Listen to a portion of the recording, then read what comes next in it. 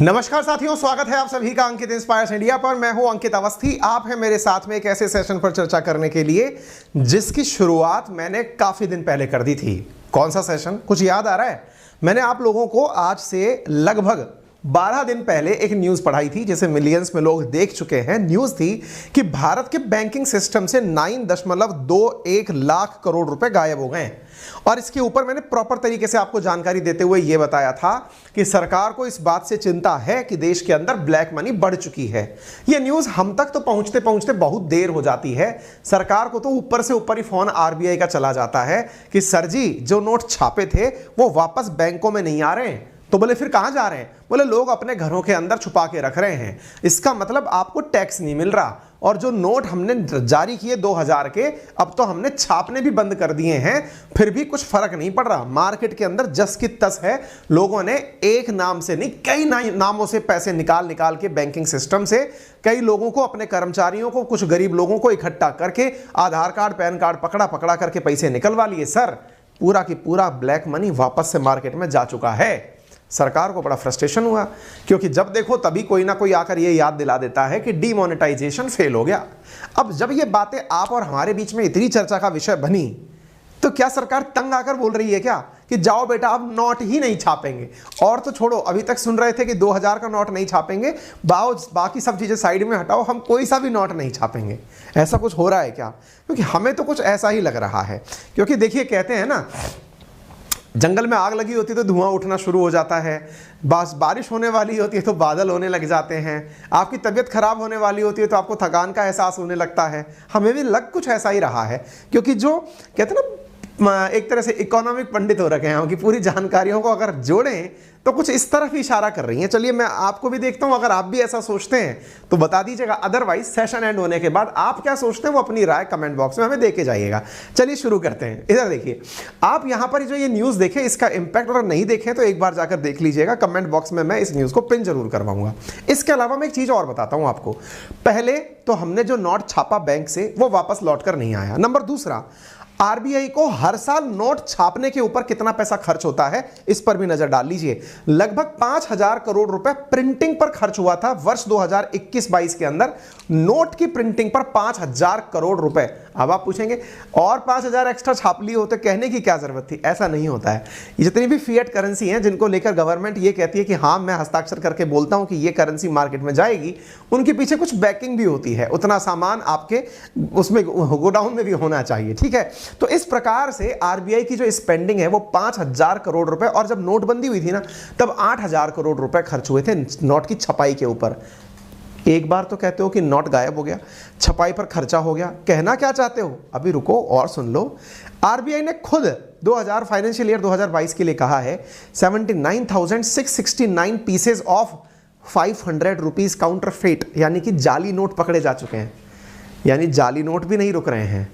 By the way, मैं आपको बार बार ये याद दिलाता रहूंगा कि नोटबंदी क्यों आई थी। सरकार का उद्देश्य क्या था? सरकार का उद्देश्य था ब्लैक मनी को बाहर निकालना। ब्लैक मनी सरकार की नज़र में वो जो सरकार के खातों में नहीं है, यानी बैंक के खातों में नहीं है, लोग अपने पास रख कर बैठे हैं, जिनके ऊपर इनकम टैक्स नहीं दे रहे हैं, जो सही तरीके से नहीं कमाई गई है, भ्रष्टाचार के माध्यम से कमाई गई है, उन सबको एक ही उसमें डाल दिया गया था। हालांकि सरकारी परिभाषाओं में जाओगे तो ब्लैक मनी की बहुत सारी परिभाषाएं, लेकिन आप एकदम टू द पॉइंट समझना चाहोगे तो ब्लैक मनी यही है कि साहब इसके ऊपर टैक्स नहीं मिला हो और गलत तरीके से कमाई गई हो। सरकार को लगा जो बैंक के खाते में रखेगा पैसा वो सही तरीके से कमाया हुआ होगा और जो घर पर दुबका के रखेगा वो गलत तरीके से कमाया गया होगा। इसी बात को पकड़ते हुए, जिन जिन उद्देश्यों को ध्यान में रखते हुए नोटबंदी की गई थी कि एक बार सबका नोट वापस मंगा लो, वो फेल मार गई दिखती है। क्यों? क्योंकि नोट आ तो गए लेकिन वापस भी लोगों के घरों में जाकर छिप गए या गलत कार्यों में उपयोग में आने लग गए। इसके बाद में आरबीआई खुद कहती हुई पाई जाती है कि इतने जाली नोट भी आ गए, क्योंकि सरकार ने कहा था जितने जाली नोट है वो समाप्त हो जाएंगे। जाली नोट भी वापस से मार्केट में अवेलेबल हैं। कहने को तो लोगों ने कहा था कि 500 और 2000 के नोट में चिप लगी हुई है, ऐसा कुछ था नहीं। जाली नोट भी आ गए मार्केट में। अच्छा, इसके अलावा एक जो चीज यहां पर जो कहते हैं ना, सोचा नहीं था लेकिन हो जाएगा, वही हुआ। क्या हुआ पता है? हुआ ये, सरकार ने जब ये शुरू किया था डिमोनेटाइजेशन, तो उस समय ये नहीं सोचा था कि लोग डिजिटल इकोनॉमी को इतना जबरदस्त तरीके से अपना लेंगे। अब आप पूछेंगे ऐसा क्यों कह रहे हो सर आप? मैं आपको उदाहरण सहित एक लाइन बोल देता हूं, फिर हम मुद्दे पर आएंगे। मुद्दे के पहले माहौलबाजी चल रही है। ये तो आपको पता है, जब कोरोना आया था ना, लाखों लोगों की जान गई, बहुत सारे लोग तबाह हो गए, बहुत सारे बिजनेसेस बर्बाद हो गए, लेकिन बहुत बड़ा मार्केट बन के आ गया। आज जो हम जैसे यूट्यूबर्स को आप देखते हो ना, या फिर बहुत सारी जो ऑनलाइन कंपनीज को आप इतना प्रॉस्पर करते हुए देखते हो, ये सब कोरोना की देन है, ब्लेसिंग इन डिस्गाइज है। ये सब लोग तब पनपे जब सब लोग घर पर बैठे हुए थे। यानी कि जब कोई बहुत बुरी घटना हो रही होती है, तब उसकी एवज में कुछ और चीज पनप रही होती है, क्योंकि आपका पोटेंशियल फाड़ के बाहर निकलता जरूर है। इंडिया में भी वही हुआ। जब सरकार ने नोट पर बंदी लगाई तो लोगों ने रास्ता निकाल के डिजिटल इकोनॉमी निकाल ली। अब सरकार को हिंट ही हिंट में समझ में आ गया कि यार देश का एक युवा ऐसा भी है। आप अंदाजा लगाइए कि हम लोगों ने 3000 करोड़ डिजिटल ट्रांजैक्शंस किए हैं अप्रैल से जुलाई के बीच में। बाय द वे 3000 करोड़ रुपए के नहीं, 3000 करोड़ ट्रांजैक्शंस की संख्या है। माइट बी पॉसिबल कि आपका ट्रांजैक्शन 10,000 का हुआ हो, 20,000 का हुआ हो। हम लोगों ने मोबाइल से मोबाइल में या इंटरनेट के माध्यम से जो पैसा सेंड किया है ना, जिसकी वैल्यू है 2,953 लाख करोड़ रुपए, 3000 लाख करोड़ रुपए का हम लोगों ने 2019 बीच में डिजिटल ट्रांजैक्शन किया था। 3000 लाख करोड़ का 2021 में डिजिटल ट्रांजैक्शन किया। 21-22 में 3021 लाख करोड़ रुपए का हमने डिजिटल ट्रांजैक्शन किया है। आप आंकड़े देखिए। यानी कि यह उद्देश्य था नहीं सरकार का। जब सरकार ये सब काम कर रही थी तब सोचा नहीं था कि इससे लोगों का उपयोग पेटीएम का बढ़ जाएगा। सरकार को पता भी नहीं था कि पेटीएम वाला हर दुकान पे जाकर पोस्टर चिपकाया आएगा कि पेटीएम करो, पेटीएम करो। लोगों ने पेटीएम तुरंत अपना लिया, फोन पे आ गया, भारत पे आ गया। सरकार को भी होश आया, अरे यूपीआई निकालो, तो वो एक साथ साथ चीज और डेवलप हो गई। अब सरकार को यह बात इतनी समझ में आ गई कि यार अगर ऐसे ही चलता रहा, लाखों में अगर ट्रांजैक्शन अपने इस पे चल रहे हैं, तो क्यों ना इन सब का जुगाड़ निकाल के, क्योंकि इसमें फर्जीवाड़ा नहीं हो सकता। किस चीज में? अरे आपके वॉलेट में कोई जाली नोट घुसा सकता है क्या? है? या फिर आपके वॉलेट में है, वो सरकार को सब पता है। अब जरा विचार करो, चलो एक सिंपल सा तरीका दिमाग में लगाओ आप इन सभी आंकड़ों से। अभी भूमिका बन रही है, न्यूज तो आई भी नहीं है अभी तक। मैं तो भूमिका में आपसे एक सवाल पूछ ले रहा हूं, और सवाल ये है, केवल इतना सा विचार कर लो, क्या कि यदि नोट हो ही ना मार्केट में तो क्या करोगे? भाई अभी आपके पास नोट थे, 2000 के उठाए, आपने घर में दुबका लिए हैं, किसी साहब को रिश्वत में दे आए, कहीं पर किसी के पास, मंत्री जी के पास 100 करोड़ रुपए मिल गए। मैं कह रहा हूं आपके मार्केट में नोट है ही नहीं, आरबीआई छाप ही नहीं रही, फिर आप कहेंगे माल कैसे खरीदेंगे? मोबाइल है ना, इंडिया के अंदर सैकड़ों करोड़ मोबाइल हो जाएंगे थोड़े दिनों में।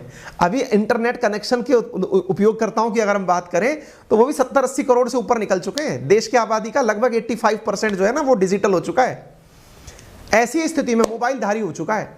आप सोचो, बिना इंटरनेट के भी सरकार कुछ ऐसा ले आए जिस प्रकार से आपके मोबाइल का मोबाइल नंबर किसी से चोरी नहीं होता, आपके मोबाइल के अंदर रखे हुए कॉन्टैक्ट किसी के पास चले नहीं जाते। सरकार ऐसा कोई जुगाड़ लिया है कि यार इनके पास का जो पैसा है वो इनके मोबाइल में रहेगा, यानी कि डिजिटल रहेगा, छापने का खर्च भी नहीं आएगा, कोई दुबकाप कर घर में रख भी नहीं पाएगा। तो कोई कैसे कहेगा कि सरकार ने ब्लैक मनी पर काम नहीं किया? आपको पता है, हल्के से सरकार ने इस चीज की शुरुआत कर दी है। आइए अब न्यूज पर लेके चलता हूं आपको मैं।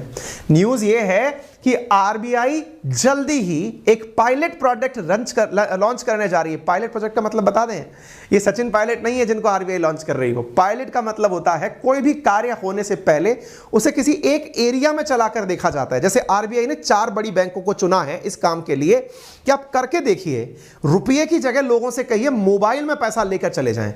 अरे भाई, जो ऑनलाइन अकाउंट होल्डर है, आप में से कितने लोग आज मेरे को सुनने वाले ऐसे हैं जो कैश में ट्रांजैक्शन करते हैं? बहुत कम, क्योंकि जो लोग ऑनलाइन सुनना पसंद कर रहे हैं वो ऑनलाइन खर्च भी करना पसंद कर रहे हैं, क्योंकि उन्हें पता है कि यार ट्रांजैक्शन ही तो है, अकाउंट से अकाउंट में सीधा चला जाएगा। आप फायदे सोचो इस बात के। सरकार तो अब ये विचार कर रही है कि क्यों ना हम डिजिटल करेंसी ही ले आएं। गुरु जी, ये डिजिटल करेंसी क्या होता है? डिजिटल करेंसी का मतलब ये है कि आप लोगों को जो असली वॉलेट है ना, आपका जो बटुआ है, उसमें नोट नहीं रखना। तो बोले फिर आपको मोबाइल में पैसा रखना है। बोले मोबाइल के कवर में रखना है क्या? अरे धत, मोबाइल के कवर में नहीं भाई, जिस प्रकार से पेटीएम में बैलेंस रखते हो ऐसे ही केवल बैलेंस ही केवल सेंट्रल बैंक आपको दे, आपका दिमाग एकदम भन्ना जाएगा। इसका फायदा क्या होगा? हमने कहा दिखाई नहीं दिया, 5,000 करोड़ रुपए सालाना प्रिंटिंग पर खर्च होता है, वो बच जाएगा। नंबर दूसरा, आपको सीधा सीधा जाली नोट जो मैंने दिखाया वो बच जाएगा। तीसरा, सरकार का जो इतना पैसा गायब हो रखा है मार्केट में जिसके ऊपर टैक्स वसूला नहीं गया है, वो मामला सेटल हो जाएगा। और सबसे इंपॉर्टेंट चीज आप अगर नोटिस करें तो भाई साहब कितने ही लोगों को बाईपास करके पैसा आपके पास आएगा। पता है आपको सच्चाई क्या है? सरकार नोट ही नहीं, बैंक वालों की भी दिक्कत खड़ी करने वाली है। असल में बैंकिंग सिस्टम जो है वो इसी पैसे को तो आप तक पहुंचाने का, बहुत सी बैंकों के पास पहले काम के नाम पर होता क्या था, सरकारी लोगों के पास में पैसा भिजवाना, उनकी सैलरीज विड्रॉ करवाना, वो आएंगे उनके ही अकाउंट के एफडी खोल देना, उन्हीं से वापस से उनके लिए एफडी बनवा लेना, आरडी बनवा लेना, यही तो सब हुआ करता था। अब जरा विचार करके देखिए मैं क्या कह रहा हूं आपसे, कुछ समझ में आ रहा है? अगर ऐसा हुआ तो सरकार बैंकिंग सिस्टम में यानी कि पैसे के रखरखाव में जो खर्च आ रहे हैं उनका भी विकल्प तलाश रही है। न्यूज़ देख लीजिए आप। E rupee design to complement rather than replace existing digital payment से आरबीआई। हम इसको क्या करने के लिए लेकर आ रहे हैं कि ये कोई हम डिजिटल करेंसी जो अभी चल रही है ना, आप पेटीएम वगैरह कर रहे हो, उसकी तरह से यूज करने वाले हो। यानी कि नोट का विकल्प आ रहा है, जो आप नोट यूज करते हो उसका विकल्प लेकर के सरकार आ रही है। अब आपके दिमाग में अचानक शॉट पड़ने लगेंगे, तो सर क्या सरकार अपना रुपया अब ई रुपया लेके आ रही है क्या? जी हाँ। अब आप रुपया का जो सिग्नेचर इस तरह बना हुआ देखते हो, ऐसे मत देखना, इसके आगे ई और लगा देना। हमारे रुपये का सिंबल ये और होने के साथ साथ ई लगा हुआ और आएगा, यानी हमारी करेंसी ई डिजिटल करेंसी के अंदर कन्वर्ट होने जा रही है। अब आप पूछेंगे कि सर मायने तो भयानक निकल रहे हैं इसके, कुछ भी अगर हुआ तो बहुत बड़ी सारी चीजें हो जाएंगी। नाम क्या दिया है? इसी का नाम है central bank digital currency, CBDC. Reserve bank ने फ्राइडे के दिन कहा कि हम इसके लिए पायलट प्रोजेक्ट जल्द ही लॉन्च कर रहे हैं, नाम है ई रूपी।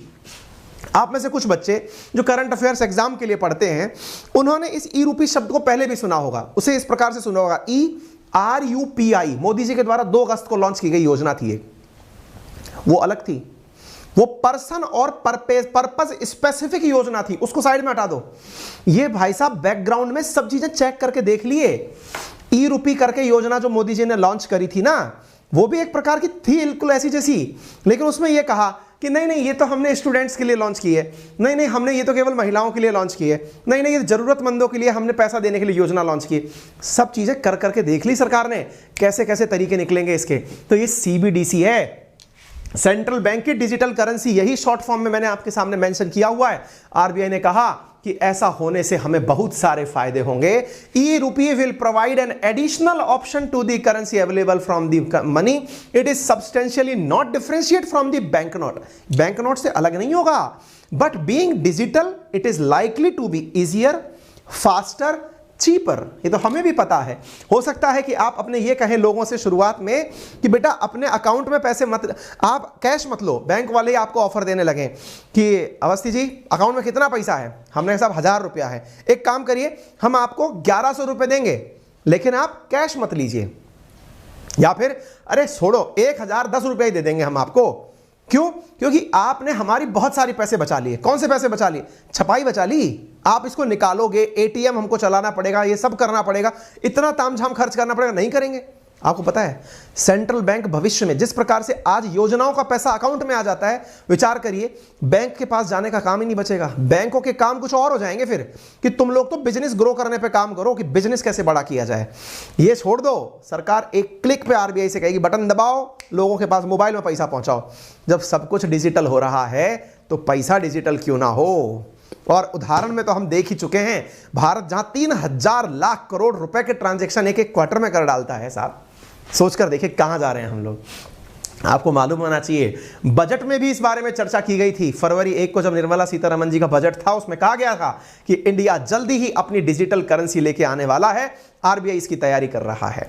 आप देख सकते हैं 7 तारीख का यह प्रेस नोट जो आपके सामने है, जिसमें आरबीआई ने प्रेस रिलीज में कहा कि हम concept note on central bank digital currency launch कर रहे हैं। ये कंसेप्ट नोट क्या था, इसमें सरकार ने साफ साफ बताया कि कैसे होगा, ये क्या करेंगे हम, आरबीआई बता रही है ये सारी चीजें, और हम किस प्रकार से आगे बढ़ेंगे वो सारी बातें यहां पर बताई गई। तो आरबीआई का अल्टीमेटली प्लान क्या है? आरबीआई का प्लान कुछ भी नहीं है साहब। The approach of issuance of CBDC will be generated on the 2 basic consideration. पहला, एक डिजिटल रुपए को मार्केट में लेकर के आना, जिसकी वजह से जो आपकी पेपर करेंसी है ना उसको रिप्लेस किया जा सके, and manage the process of introducing digital rupee in A seamless manner, बहुत आसान तरीके से।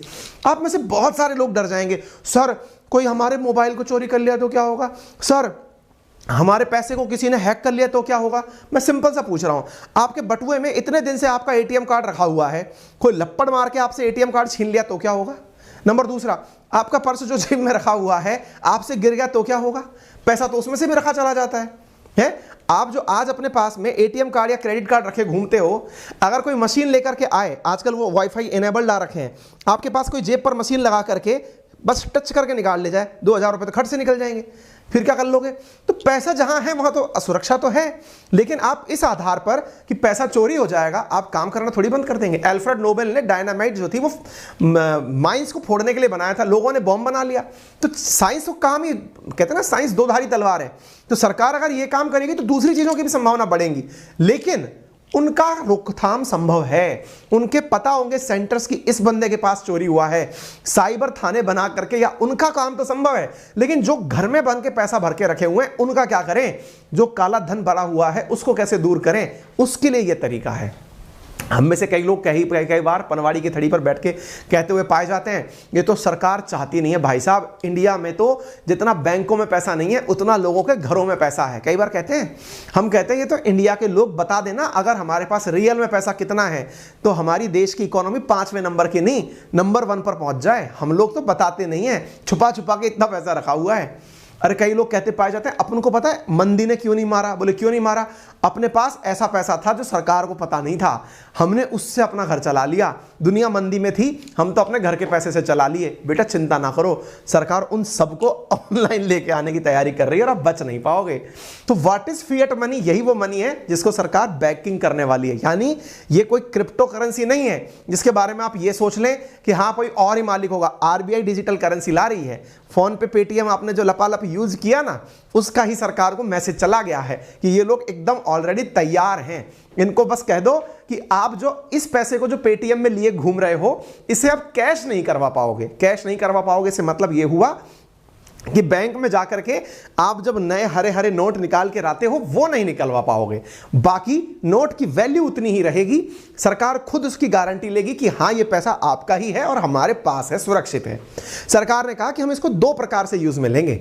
एक लेंगे होलसेल पर्पज से जो कि इंटर बैंकिंग सेटलमेंट के काम में आएगा, और दूसरा होगा रिटेल पर्पज से जो जनरल के जनता के काम में आएगा। होलसेल का मतलब ये हुआ कि अगर एक एसबीआई बैंक है, उसको सरकार से पैसा चाहिए, यानी सरकार पैसा नहीं देती है, सरकार तो गवर्नमेंट सिक्योरिटी आरबीआई को टिका के उससे पैसे लेती है। आरबीआई से मान लीजिए एसबीआई को पैसा चाहिए, तो वो भी अब इस प्रकार के ट्रांजैक्शन नहीं करेगी कि लीजिए साहब हमारी ट्रक भर के पैसे आ रहे हैं आप अपने पास रख लो। उधर से सीधा एक मैसेज इधर आया, टन ये लीजिए इतना पैसा आपके अकाउंट में क्रेडिट हुआ। होलसेल में काम जो चलेगा ना, बड़े बड़े करोड़ों के कारोबार जो धड़ाधड़ चलेंगे वो हो जाएंगे होलसेल डिजिटल करेंसी। ऐसा नहीं होगा, आप में से कुछ लोग ऐसे कहें सर मान लो कोई इतना बड़ा हैकर आ गया, इतना बड़ा हैकर आ गया, पूरा पूरा अकाउंट उड़ा दिया। तो इसीलिए इन 2 भागों में बांट दिया है, बड़े ट्रांजैक्शंस एक प्रकार से और दूसरे ट्रांजैक्शंस दूसरे प्रकार से, ताकि इनके डर से बचा जा सके। क्लियर है? तो ये सीबीडीसी 2 प्रकार की होने वाली है, सीबीडीसी डब्ल्यू यानी होलसेल और सीबीडीसी आर यानी कि रिटेल। रिटेल में आप और हम जैसे जो लोग होंगे, नॉन फाइनेंशियल लोग, वो शामिल हो जाएंगे, और होलसेल में जो लोग शामिल होंगे वो बता देंगे। कुछ लोग कहेंगे सर क्रिप्टो करेंसी है क्या? मैंने अगेन कहा क्रिप्टो का कोई बाप नहीं होता है, यानी कि उसका कोई भी अथॉरिटी नहीं है, किसी ने भी उसको लीगल नहीं किया है, किसी ने भी ये नहीं कहा है कि जाइए मैं आपको ये पैसा अथॉराइज करता हूं। आपने माइनिंग के थ्रू उसको बनाया, मशीनों के थ्रू माइन करके, बहुत ब्लॉकचेन तकनीकी का उपयोग करके उसका उत्पादन किया है। क्रिप्टो करेंसी के अंदर कोई भी सरकार बैकिंग नहीं करती है उसकी। जो अपना डिजिटल करेंसी है उसको सरकार ऑथराइज करती है कि हाँ ये हमारी करेंसी। और आपको मालूम होना चाहिए भारत सरकार इस बारे में बहुत लंबे समय से विचार कर रही है, क्योंकि सरकार क्रिप्टो करेंसी को एंडोर्स नहीं करती है। सरकार का कहना है क्रिप्टो ने लोगों के अंदर तरह तरह से गलत काम करने के रास्ते और निकाल दिए, इससे बचने के लिए हम अपनी डिजिटल करेंसी लाएंगे। तो क्या इसके ऊपर भी माइनिंग जैसी चीजें होंगी? क्या मशीनें लगा के बनाना पड़ेगा? क्यों भाई, कुछ नहीं बनाना, आपके मोबाइल में एक नंबर लिखा आ जाएगा कि ये नंबर इतना पैसा हुआ अब आपका। एक और पता है चालाकी इसमें है, और वो क्या है? आप लोगों की खर्च लिमिट बढ़ाना। कभी आप देखना आपके अकाउंट में, आप अपने पर्स में, वॉलेट के अंदर 10,000 रुपए लेकर मार्केट जाना, कभी आप उस पैसे को लेकर के 10 दिन तक घूम सकते हो, लेकिन 10,000 को जीरो करके कभी नहीं लौटोगे, कभी नहीं लौटोगे। आपके दिमाग में एक शगुन आ जाएगा, यार जीरो तो नहीं करना चाहिए, बटुआ खाली अच्छा नहीं लगेगा।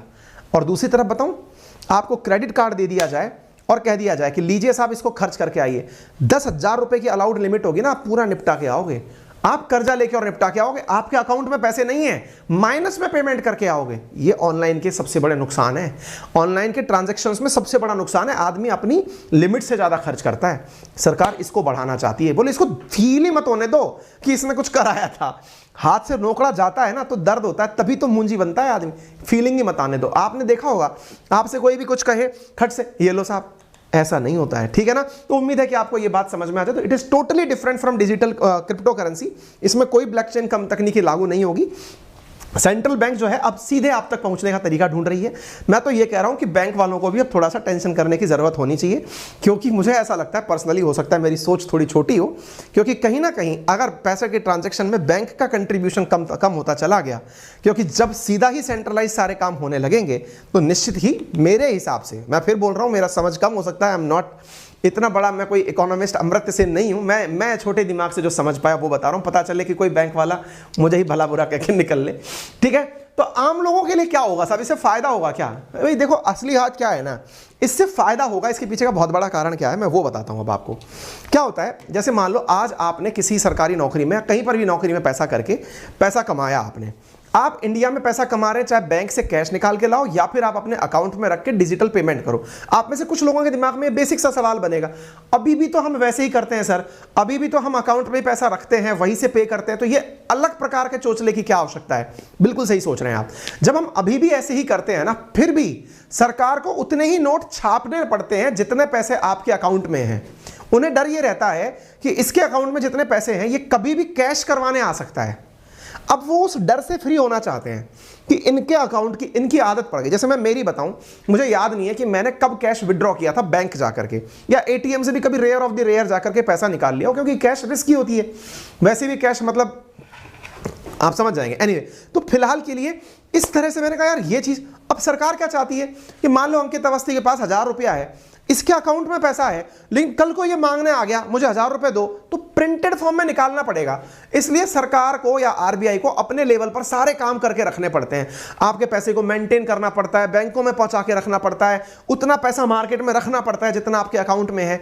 एक बड़ी जिम्मेदारी है। मैंने कहा ना 5,000 करोड़ रुपए सालाना खर्च होते हैं प्रिंटिंग के ऊपर। पुराने नोट कम गल जाते हैं, उनको हटाओ, एक प्रक्रिया इन्वॉल्व है। बोले सिस्टम को ही हटा दो ना।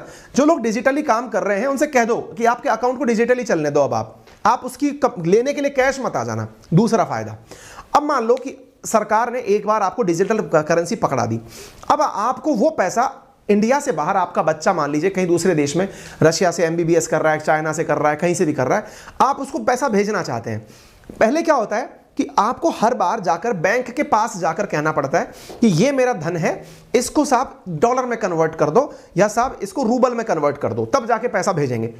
इधर क्या होगा, जब इस प्रकार की डिजिटल करेंसी सरकार ही ऑथराइज कर देगी तो सरकार आपको वहीं पर ऑप्शन दे देगी कि आप अपने ट्रांजैक्शन को रूबल में कन्वर्ट करना चाहते हो, यहीं से कर लो, आप येन में कन्वर्ट करना चाहते हो, यहीं से कर लो, बैंकिंग को बाईपास।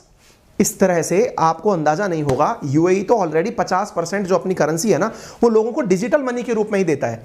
इससे क्या होता है कि वो लोग अपने धन को यूएई से निकालकर इंडिया बहुत आसानी से भेज पाते हैं। आपको मालूम होगा रेमिटेंसेस में हमको गल्फ से बहुत पैसा मिलता है। गल्फ की 33-35% जो आबादी है, यानी यूएई की 35% आबादी वो इंडियंस की है। अब उनका इतना पैसा इंडिया इजीली आ जाता है। ये समझने वाली बात है। तो क्या एक तरह से क्या हुआ कि डिजिटल करेंसी जो है ना, उससे फॉरेन रेमिटेंसेस बहुत जल्दी ट्रांसफर होंगे।